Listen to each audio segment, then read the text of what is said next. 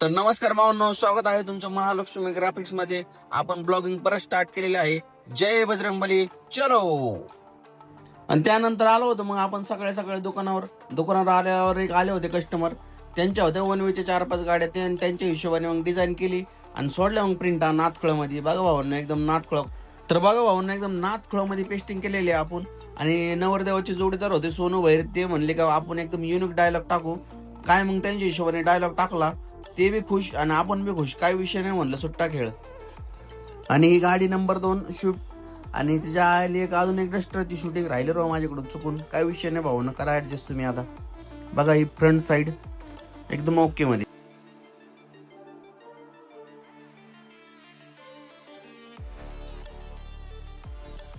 आणि गाडी नंबर 4 स्विफ्टच आहे ही पण ही ती मागची रेड कलर मध्ये होती आणि ही व्हाईट कलर मध्ये, नाही का.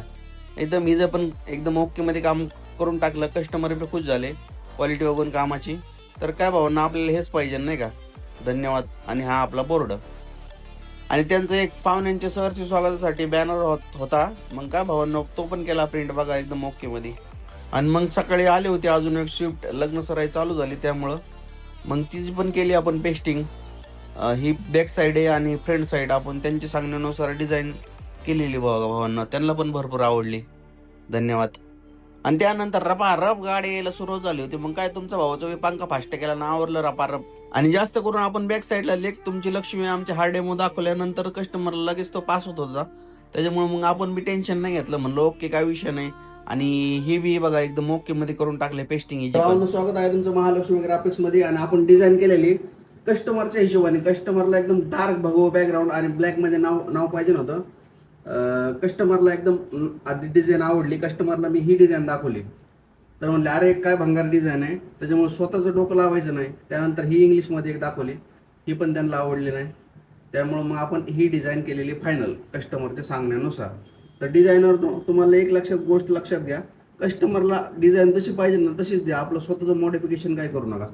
आणि हे बघा इकडं प्रिंटिंग चालू आहे एकदम डार्क बॅकलाईट मध्ये. आणि आमच्या इकडे असेच कलर चालतात. तुमच्या इकडे कसे कलर थीम चालते माहित नाही. त्यानंतर हे टब बॉन्ड संपले होते. टब बॉन्ड आणायला गेलो होतो. टब बॉन्ड घेऊन आलो होतो आपण. हे आलो हे आपल्या दुकानात.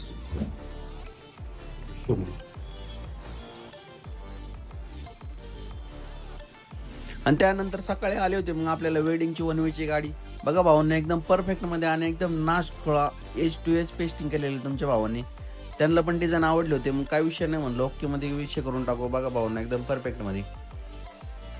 मला सांगायचंय, जो दिखता है वही बिकता है.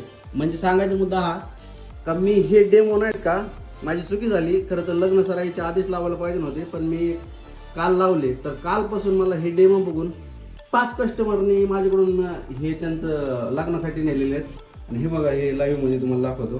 प्रिंटिंग झालं तुम्हाला दाखवतो नाही का. सांगायचा मुद्दा काय, तुमचंही काय असं जर युनिक जर असेल तुमचं प्रोडक्ट किंवा काय, तर ते नक्कीच असं डिस्प्लेला लावा नाही का. बरेचसे दुकानदार लावतात, पण एक अनुभव आला मला, त्याच्यामुळे मी तुम्हाला सांगतोय. धन्यवाद.